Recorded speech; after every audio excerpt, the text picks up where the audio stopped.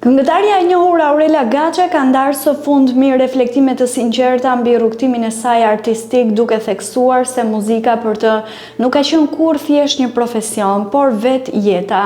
E ftuar në emisionin Goca dhe Gra, ajo foli për karrierën e ndërtuar me guxim, intuit dhe durim, por edhe për momentet e vështira që e kanë sfiduar seriozisht.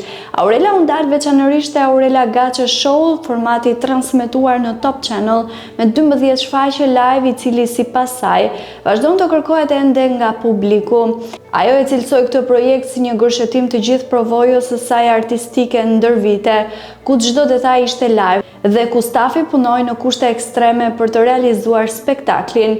Intuita artistike sipas këngëtares u formua pikërisht nga vitet e gjata të performancave live në Tiranë.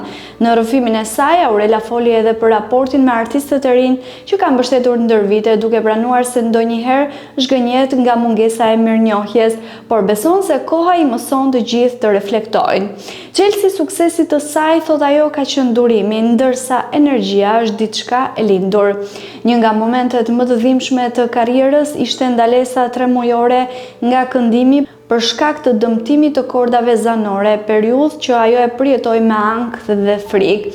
Sot Aurela stërvitet çdo ditë si një balerin profesioniste dhe pranon se pas skenën energjia e saj do të shuhej.